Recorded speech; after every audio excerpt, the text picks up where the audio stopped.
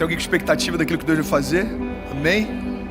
Sei que está orando muito hoje, mas eu queria orar mais uma vez com você, amém? Vamos orar, gente? Pai, obrigado por essa palavra. Que não seja eu, mas seja o Senhor falando através de mim. Que mesmo sendo um jovem pastor, Pai, cheio de anseios pregando, que seja a Tua voz cheia de convicção invadindo o nosso coração. Pai, reveste cada palavra que sai da minha boca, Pai, com o peso da Tua glória, Pai, com autoridade, graça. Que essa mensagem seja irresistível, Pai, para quem ouve.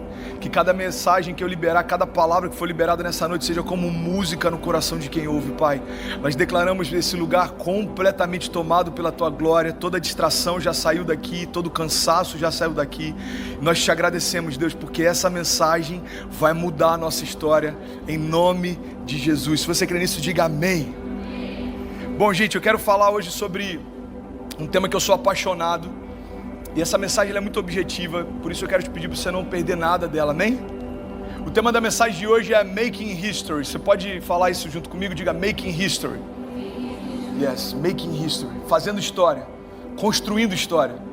E sabe o que eu acho interessante?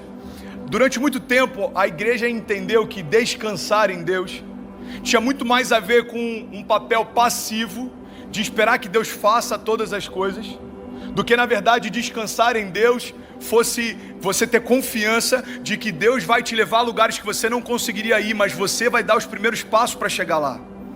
Durante muito tempo a igreja entendeu que construir a sua própria história significava assumir o controle e tomar as rédeas que Deus tinha anteriormente. Você está comigo? Amém? Vamos construir junto essa linha de raciocínio. Durante muito tempo a igreja abriu mão de influenciar a cultura, a igreja abriu mão de influenciar a economia, política, artes, porque a gente se fechou quase que num gueto religioso. Entenda isso, eu não estou criticando o que a gente fez no passado, porque tudo que a gente vive hoje, na verdade a gente se move pelas bases que a igreja construiu quando a gente nem existia. Então se existe uma igreja hoje sendo reformada, é porque alguém construiu para que algo pudesse ser reformado depois, amém? Toda reforma só existe porque antes houve uma construção. Então não dá pra gente ser estúpido e achar que a nossa geração vai construir algo novo se a gente começar a nossa história descartando o velho. Entenda isso em nome de Jesus. Não é porque é tradicional que é ruim. Vamos abrir esse parênteses aqui. Não é porque algo que a igreja fazia algum tempo atrás é descartável. A única coisa que a gente precisa tomar cuidado é a gente se adequar para que a nossa linguagem faça com que a nossa mensagem sempre conecte no coração de quem precisa ouvi-la. Amém? Então eu acho que é muito mais uma questão de adaptação de linguagem, de atualização do modo operante de Deus na terra, como Deus quer fluir para esse tempo, qual é a graça que Deus tem liberado para esse tempo, quais são os lugares que Deus quer invadir nesse tempo, de que forma Deus quer me usar nesse tempo. É muito mais que a gente entender o modo operante do que qualquer outra coisa. A grande questão é que por mais que isso pareça óbvio, é justamente aí que muita gente está negligenciando o chamado que Deus tem para si. Porque o óbvio, irmão, por ser óbvio, muitas vezes é deixado de lado. Mas se tudo que é óbvio fosse cumprido, não existiria ninguém fraco na fé.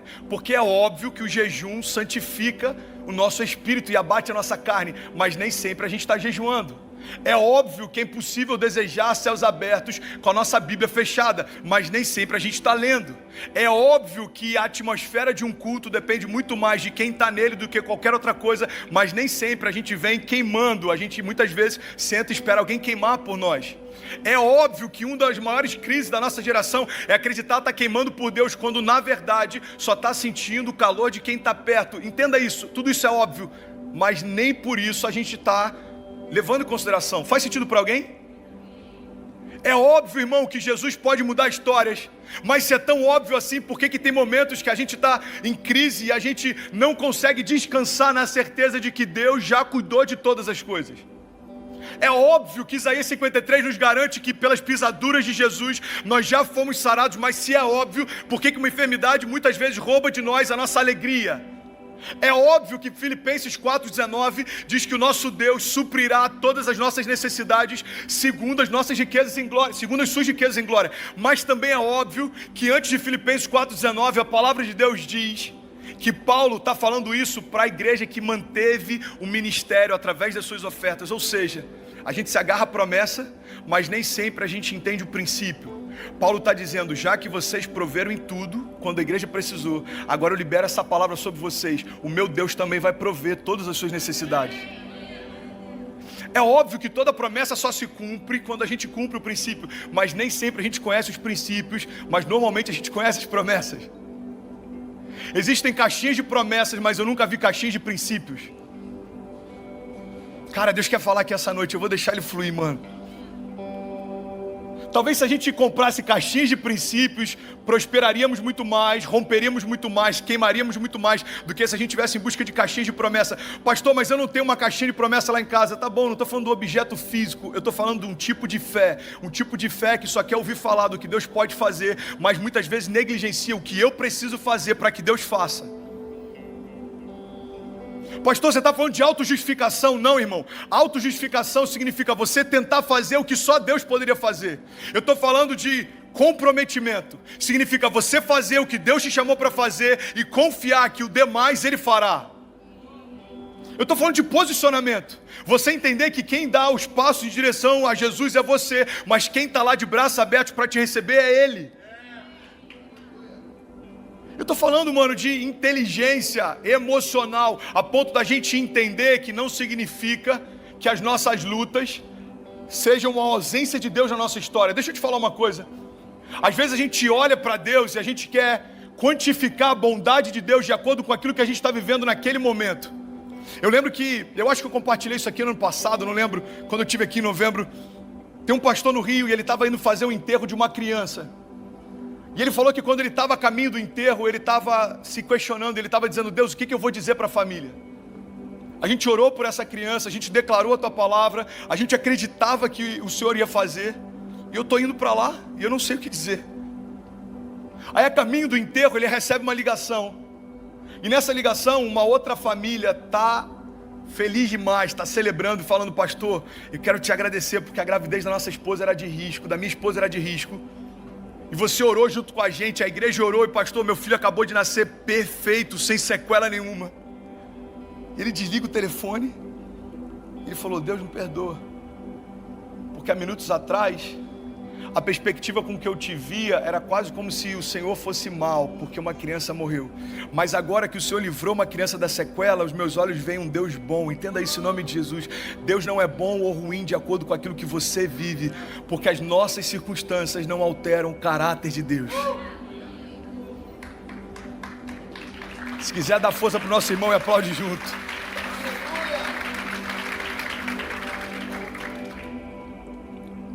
Mas irmão, vamos ser sinceros, isso é óbvio. Isso a gente já sabe. E por que a gente tropeça então? Como o pastor Márcio diz, porque ninguém tropeça em pedra grande. As pedras grandes a gente consegue enxergar, agora as pequenas elas passam despercebido, e são justamente elas que têm derrubado muita gente. Pastor, mas isso é óbvio, eu sei, irmão, santidade é óbvio, mas nem sempre a gente está em busca dela. Identidade é a chave para abrir o teu propósito, isso é óbvio, mas nem sempre a gente sabe a identidade que tem. Promessas, pastor, são declarações que Deus fez que para mim ainda não aconteceram, para Ele já são reais. Eu sei, irmão, isso é óbvio, mas muitas vezes a gente está muito mais apegado a palavras contrárias que liberam contra nós do que a promessas que Deus já liberou sobre nós. E fechando esse parênteses do que é óbvio, o que eu quero falar com você é que durante muito tempo a igreja entendeu que construir a história significava assumir o papel de Deus, mas não tem nada a ver com isso. Porque existe um princípio no Evangelho, e esse princípio é: Deus está no comando, mas você está no controle. Deus está no comando de todas as coisas, irmão. Deus instituiu todas as coisas, Deus estabeleceu todas as coisas, Deus criou todas as coisas, mas Ele deu para a criação governo sobre ela. Sabe qual é um dos momentos em que a gente mais vê Deus tirando contra a criação? É quando a criação abre mão do seu papel de governo. Você está comigo? Amém? É quando a criação abre mão do seu papel de governo. Você quer um exemplo? A Bíblia diz que quando Jesus lança a palavra e Pedro vem diante dessa palavra caminhando sobre as águas, Pedro começa a olhar para as tempestades e ele afunda. Você já ouviu várias vezes essa mensagem. E aí Jesus, a primeira coisa que ele faz, ele pega Pedro pela mão, mas logo depois exorta ele, dizendo: por que você duvidou, homem de pequena fé? Entenda isso em nome de Jesus. Pedro viveu o que ninguém tinha vivido, Lorena. Só que quando ele estava exercendo aquilo que ele foi chamado para ser, ele hesitou, e Jesus se incomodou com isso. Era quase como se Jesus falasse: Pedro, agora que você assumiu de novo o teu papel de governo sobre a criação, por que que você recuou, homem de pequena fé? Irmão, entenda esse nome de Jesus. Quando Deus estabeleceu no Éden autoridade para a criação sobre todas as coisas, é quase como se Deus falasse lá no Éden, antes da primeira tempestade surgir: ei, eu estou te dando autoridade para governar as tempestades quando elas vierem também.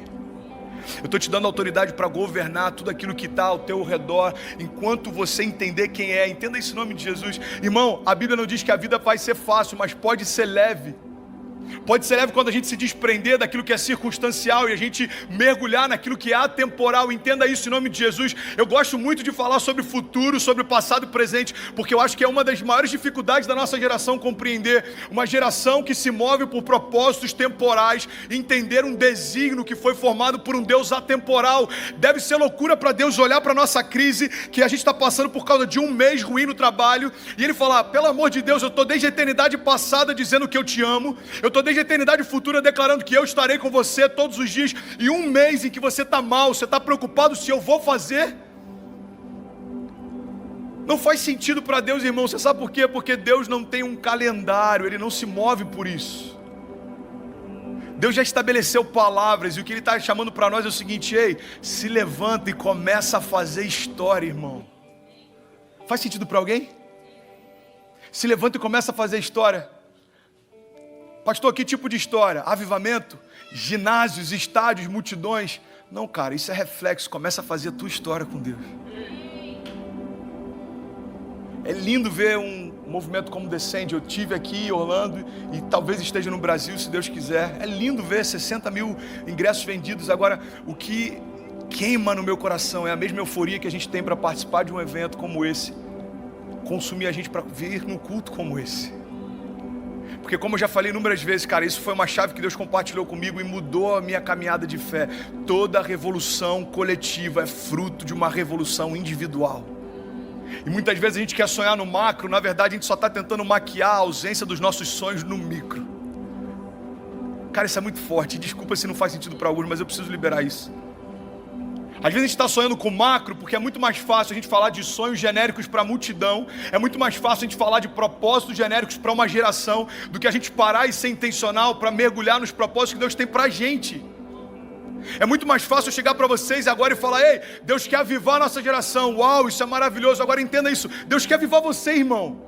Deus quer tocar você. Deus quer tirar toda a ferida que está dentro de você e transformar numa cicatriz que aponta para um milagre. Ei, Deus quer renovar a tua alegria. Deus quer avivar você. Deus quer incendiar o teu coração, retirar toda a frieza, toda a preocupação, toda a angústia, toda a ansiedade. A palavra de Deus diz que o verdadeiro amor lança fora todo medo. Uma geração só pode representar Jesus quando tiver sido tocada por Ele. O Tiago estava aqui, pregou há 3 semanas atrás, e ele falou uma coisa que eu achei aquilo poderoso demais, cara. A história da mulher do fluxo de sangue. Olha para mim, em nome de Jesus, não se distraia. A história da mulher do fluxo de sangue, eu achei aquilo poderoso. Foi uma das coisas que eu pensei assim: mano, por que eu não pensei nisso antes? E ele disse: você já se atentou para o fato daquela mulher em momento algum ter tocado em Jesus? Mas ela tocou naquilo que tocava Jesus. Olha para mim. Sabe o que vai mudar nossa geração? Quando a geração que vier correndo e para buscar na gente alguém que já tocou Jesus, sentir em nós o cheiro desse toque. Irmão, não tem nada mais frustrante que você chegar na padaria e não ter pão. Fala a verdade. Aqui a gente sofre, né? Tem padaria, acho que faz pão francês, mas a gente até... Eu, por exemplo, até desisti eu nem lembro mais. Mas às vezes quando a gente estava lá em Cabo Frio, eu morei lá 17 anos e chegava no verão, a cidade entupia de turista. Tem muito mineiro que é para lá. Você já foi para lá com certeza, né? Amém, Deus abençoe. E a gente já sabia. Chegou o verão, acabou o pão na padaria. É sério isso. Olha lá, não é verdade? Porque você chegava lá e o pão, acabou, próxima fornada só daqui a pouco. Tinha fila de pessoas. Não tem nada mais frustrante do que você chegar numa padaria e não ter pão. Não tem nada mais frustrante do que você, sei lá, dá outro exemplo aí, mano. Chegar no SeaWorld e tipo, mano, as baleias hoje estão de férias, tá ligado? Você deu mole, ontem começou, estão de vacation uns 10 dias. Não tem nada mais frustrante, mano. Chegar na Disney, tipo, o Mickey hoje não veio, mano. Agora, você já parou para pensar que tão absurdo quanto esses exemplos que eu dei, pode estar sendo a experiência de pessoas que vêm na igreja? Eu li um livro, eu não lembro se é do Tim Keller, do Philip Yancey, se eu não me engano, e ele falou de um estudo que fizeram um tempo atrás, e aquilo me assustou. Foram perguntar para pessoas na rua, foi feito na América esse estudo, em alguns países da Europa, foram perguntar para pessoas na rua: ei, você acredita que Deus existe? Para aqueles que diziam que acreditavam, eles perguntavam: aonde você acha que pode encontrá-lo? Você sabia que a igreja ocupou um dos últimos lugares dentro daquela lista? E por que isso acontece? Porque nem sempre quem está tocando em quem supostamente tocou em Jesus tem o cheiro que Jesus tem. Pastor, onde é que você quer chegar? Porque você já falou de tanta coisa. Eu vou te explicar. O que eu quero te convidar em nome de Jesus é entender, cara, que Jesus te chamou para fazer história, e tudo isso começa com a tua história, irmão. Eu estou aqui pregando, cara, e essa mensagem daqui a 10 minutos vai terminar. Mas se uma chave virar no teu coração e você sair daqui com mais fome de Deus do que você tinha antes, eu já estou satisfeito. Você sabe por quê, irmão? Porque se você entender o propósito pelo qual você foi gerado, nada abaixo disso te satisfaz mais. Quando a gente sabe quem é, irmão, a gente não quer ser mais ninguém além de nós mesmos. Quando a gente entende o propósito que tem, a gente não quer viver o propósito de mais ninguém além do nosso propósito. Quando a gente entende o desígnio que tem, a gente não quer viver o desígnio de mais ninguém. Por quê? Porque Deus revelou para você o propósito pelo qual você foi formado. Tem uma frase que eu sou apaixonado, eu não lembro qual é o autor, que ele disse: os 2 dias mais importantes de todo homem é o dia em que ele nasce e o dia que ele descobre o porquê nasceu. E eu me sinto exatamente com essa expectativa de Deus, sabe? Filho, vai lá e incendeia para que pelo menos alguém lembre o propósito pelo qual foi gerado. Você sabe por quê, irmão? Porque se um incendiário sair como legado desse tempo aqui no Hype, eu estou satisfeito. Irmão, presta atenção nisso, em nome de Jesus. Ninguém lembra de quem evangelizou Billy Graham, mas Billy Graham alcançou multidões. Talvez tenha um novo Billy Graham sentado aqui. Eu estou falando para você: ei, irmão, entenda isso. Você foi chamado para fazer história. Começa pela tua. Você está comigo? Amém? Então aplauda e finge que está incendiário esse culto. Isso, me ajuda aí. Isso, vamos junto. E eu tinha tantas coisas para falar hoje, cara. Acabei indo para uma outra área, mas uma coisa que eu queria frisar para a gente já ir finalizando. Presta atenção nisso. Eu queria compartilhar sobre o filho pródigo. Quantos aqui já leram ou ouviram uma pregação sobre o filho pródigo? E sabe o que é interessante? Muitas vezes a gente olha para o filho pródigo, para a história do filho pródigo, na seguinte perspectiva: a história, a parábola do filho pródigo está falando especificamente de alguém que se desviou. Amém? Você já pensou assim? Só que eu estava estudando essa passagem e Deus falou algo comigo, sabe? A parábola do filho pródigo, ela pode ser vista por outras perspectivas também. Porque o vazio que o filho pródigo experimentou, muitas pessoas experimentam, e não só quando se desviam de Deus não, irmão. Você sabe em que momentos a gente assume o mesmo papel que o filho pródigo assumiu? É quando a gente toma todo tipo de decisão que afasta a gente do lugar do propósito. O filho pródigo não é só quem se desvia da igreja, o filho pródigo não é só quem se afasta de Deus, mas é também quem decide se afastar do propósito. Por quê? Porque nada preenche o teu vazio senão o propósito pelo qual você foi gerado. Uma das perguntas que eu mais recebo: pastor, fala mais sobre chamado. Pastor, eu queria entender o teu propósito. Vamos falar sobre isso de uma forma muito simples. O teu propósito e o teu chamado é você estar com Deus. Você foi gerado para isso, você foi chamado para isso. Esse é o princípio básico. Muitas vezes a gente está confundindo vocação com propósito.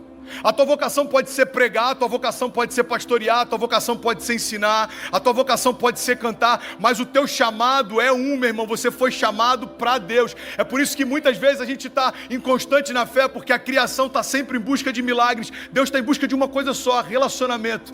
Tudo que Deus quer é você, cara. Então, se alguém tinha dúvida até essa noite aqui nesse auditório: pastor, qual é o meu chamado? Eu vou te explicar hoje. Teu chamado é Jesus, irmão. Você foi chamado para Ele. Nada além dele te satisfaz, nada abaixo dele te satisfaz. Amém? Tim Keller falou algo que eu achei maravilhoso. Ele disse: sabe, o pecado não é simplesmente fazer coisas ruins, mas colocar coisas boas no lugar de Deus. O pecado não é só aquilo que a gente por muito tempo entendeu que era pecado, não, irmão. O pecado é tudo aquilo que a gente coloca no lugar de Deus. tudo aquilo que a gente tenta preencher a nossa alegria, que não é Deus. E é por isso que a gente está tão ansioso. O motivo pelo qual estamos tão ansiosos é porque esperamos em qualquer coisa abaixo de Deus e da sua vontade para nós. O motivo pelo qual a gente está tão abatido ou cansado é porque a gente está colocando coisas para ocupar o lugar de Deus em todas as áreas da nossa vida. Mas eu vim aqui nessa noite falar para você em nome de Jesus: existe um Deus que te chamou para fazer história, irmão. E aqueles que tocam em Jesus vão poder tocar em pessoas, e isso vai mudar essa geração. Eu creio nisso em nome de Jesus. Sabe, é muito bom a gente estar em momentos que parece que está todo mundo crendo da mesma fé, mas tem momentos que eu me sinto quase como um remanescente, velho. Eu estava em Miami ontem, Wynwood. E é difícil, irmão. A gente está começando uma igreja no coração de Miami, um dos bairros mais boêmios que tem. E a pergunta de alguns: pastor, por que lá? E a minha pergunta é: por que não lá? A gente estava lá, a gente acabou de sair, estava uma doideira na rua, mano. Semana passada estava tendo uma parada LGBT do lado. E a igreja tem que estar lá, irmão.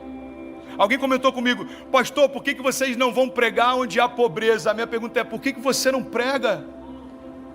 Porque também tem que ter gente pregando onde tem riqueza. Também tem que ter gente pregando onde tem entretenimento. Porque o evangelho não é uma resposta ao pobre, o evangelho é uma resposta a toda a criação. O evangelho não é só onde o PIB é baixo, irmão, não tem a ver com o IDH, ei, pelo amor de Deus. O evangelho não tem a ver com o nível de desenvolvimento social de um povo.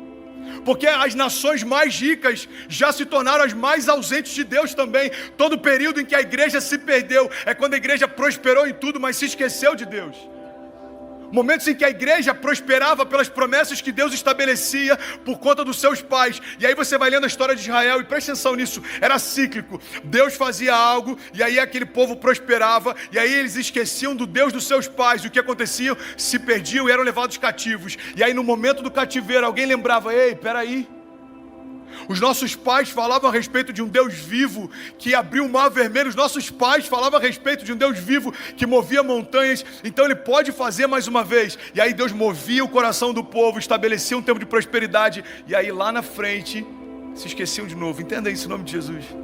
As nações mais prósperas são as mais carentes de Deus, irmão. É por isso que eu estou feliz em estar aqui na América. Você sabe por quê? Porque num país em que aparentemente não falta nada, certamente falta Deus. E a banda pode subir que eu vou finalizar. Presta atenção nisso em nome de Jesus. Pastor, o que você sonha para a América? Cara, vamos ser sinceros. Todo mundo que está aqui veio por conta do American Dream. Você está comigo? Pode ter uma outra exceção, mas a maior parte de quem está aqui veio por causa do sonho americano. Sabe o que eu percebi pastoreando aqui há 6 meses? Que na terra dos sonhos, muita gente parou de sonhar. Talvez eu estou falando com você: olha para mim em nome de Jesus, eu estou finalizando, cara. Não se distrai, você não deixou de estar num outlet para estar aqui à toa, irmão. E eu estou falando sério. Isso é muito forte, cara. Deus falou comigo: filho, na terra dos sonhos, muita gente parou de sonhar. Você sabe por quê? Porque não tem a ver com a terra que você está. Tem a ver com quem você é e o que você carrega. Irmão, eu já vivi coisas com Deus na Bolívia, eu já vivi coisas com Deus na Bahia, eu já vivi coisas com Deus em Los Angeles, eu já vivi coisas com Deus em Las Vegas, eu já vivi coisas com Deus em Tijuana. Então assim, eu já tive em lugares pobres e ricos, eu já tive momentos bons e ruins, eu já tive em leitos de hospitais, eu já tive no palco de grandes conferências. E eu sei de uma coisa, cara: em todos os lugares a única coisa que me trazia sentido é saber quem me estabelecia lá. Eu já contei pra vocês da história do sabonete, mas eu vou contar de novo, mano. Eu acabo de sair de uma internação, tem 3 meses que eu saio da internação, e aí eu vou pra Los Angeles, me convidam pra uma conferência.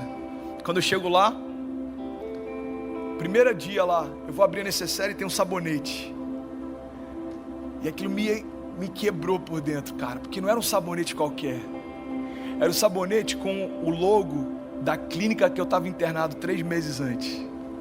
Aí eu olhei para aquele sabonete, veio um filme na minha cabeça.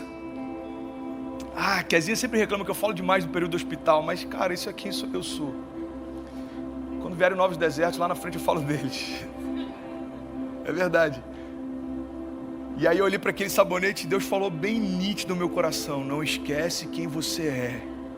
Porque a tua identidade te livrou do leito do hospital e também te levou para as nações. Não esquece quem você é. Presta atenção nisso, cara. Aplauda ele em nome de Jesus. Eu tô aqui para te convocar para um tempo, mano, em que a gente vai fazer a história e tudo isso tem a ver com uma coisa: quem você é. Porque tudo que você vai ver depende de quem você é. Entenda isso em nome de Jesus.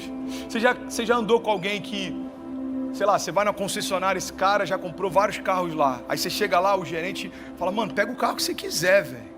Já teve essa experiência ou não? Não, né? A gente vai chegar lá. Esses dias eu fui na concessionária de um irmão aqui da igreja, aí o carro tinha que ir para a oficina. Eu falei: você tem como deixar um carro comigo, pastor? Pega o carro que você quiser aqui do pátio. Presta atenção nisso em nome de Jesus. Você acha que isso está disponível para qualquer cliente? Não. Por que ele fez isso comigo? Porque ele tem carinho por quem eu sou. Amém? Ok. No reino é a mesma coisa. Tudo está disponível, mas só os filhos maduros têm acesso. Então tem coisas que a gente está esperneando, dizendo: Deus, por que eu não estou vivendo? E Deus está falando: porque você esqueceu quem você é. Assuma a tua identidade de filho. Tudo é possível ao que crê, irmão. Isso não é uma ideia, isso é uma verdade. Tudo é possível ao que crê. Tem coisas que você está vivendo hoje, talvez você nem lembra, mas já foram motivos do teu choro no teu quarto há anos atrás. E olha só, a gente nem lembra mais. Tem coisas que a gente está vivendo que há anos atrás pareciam impossibilidades, hoje se tornaram até banal. Sabe, é um exercício para mim não me acostumar com a bondade de Deus. A gente tem que entender que a gente vai viver debaixo dela a vida inteira, mas a gente não pode negligenciar que a gente não merecia. Irmão, a gente tem que trazer a nossa memória: Deus, eu não merecia viver o que eu estou vivendo, eu não merecia sonhar o que eu tenho sonhado, eu não merecia ir para os lugares que eu tenho ido, mas tudo isso é porque o Senhor é bom e a tua misericórdia dura para sempre. Então eu quero, em nome de Jesus, ministrar isso para a gente finalizar. Eu quero ministrar sobre identidade. A tua identidade libera o teu destino. A tua identidade libera o teu milagre. A tua identidade libera as tuas promessas. A tua identidade libera o teu futuro. Você sabe por quê? Porque Deus desejou você, irmão. E o inferno inteiro pode ficar revoltado com isso, mas nada vai mudar o fato de você ser filho. Você sabe por que o inferno tem tanta raiva da gente? Você sabe por que o inferno vem com tanta fúria? Porque nenhum anjo, seja estabelecido no céu ou caído, pôde se tornar para Deus o que nós nos tornamos. Irmão, você sabe por que Deus desenhou você? Porque Ele olhou para tudo que Ele tinha criado, Ele sentiu que ainda faltava alguma coisa, cara. A gente tem que entender isso. Deus olhou para tudo que Ele tinha criado, Ele falou: ainda falta algo. Sabe quem que faltava? Você. E aí vai ter algum teólogo chato que vai falar: pastor, que heresia é essa, irmão? Você está falando que em Deus faltava alguma coisa? Irmão, se não faltava você, me explica então por que Ele abriu mão de tudo, invadiu o inferno para ter você de volta. E tem gente que fala: cara, sabe por que Deus não se incomoda com o teu pecado quando Ele vai te abraçar? Porque Ele olha para você e vê Jesus. Não, irmão, Ele olha para você e vê Jesus também, mas Ele vê você. Porque Jesus Ele já tinha, mas abriu mão dele por um tempo para ter você de volta para sempre. Ei, Ele desejou também você. Ele desenhou você. E a convicção disso tem que ser a nossa base de segurança, que tudo pode acontecer, mas entenda isso em nome de Jesus, cara. Eu finalizo aqui. Quando as crises vierem, quando as incertezas vierem, quando os problemas vierem, quando as indecisões vierem, você precisa se lembrar: o mesmo Deus que desenhou toda a criação desejou me desenhar também. Entenda isso. Se Deus me estabeleceu lá no princípio, Ele não vai me deixar sozinho no meio do caminho. Amém? Faz sentido para alguém? Se Deus me desenhou lá no princípio, se Deus me desejou lá no princípio, Ele não me abandonou. Irmão, Deus não é como um cara que depois que consegue ter o sexo com a menina abandona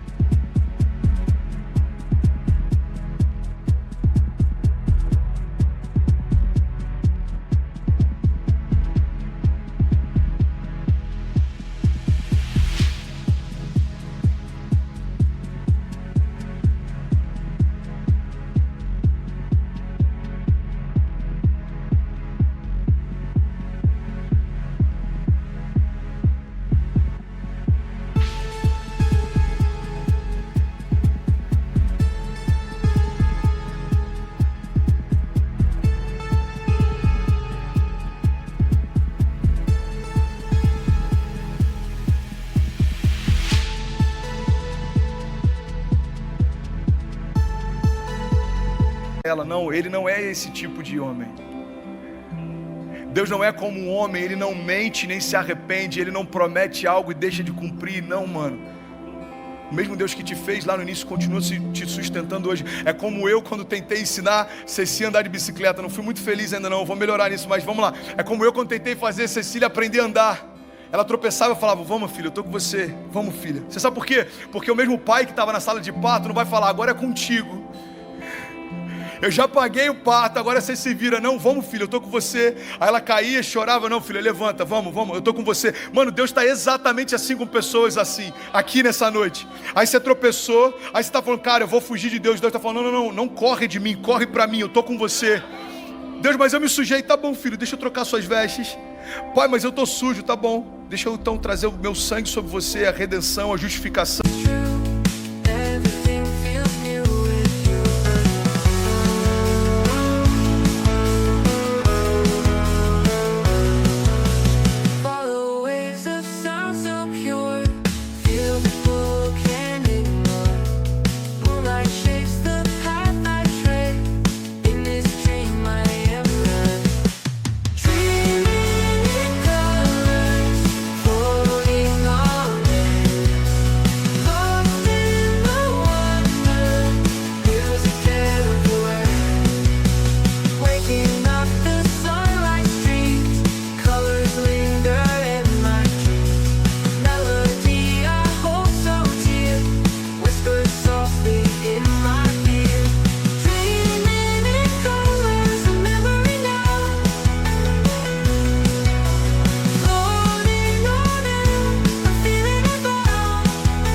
Em mim você é salvo, justificado, lavado.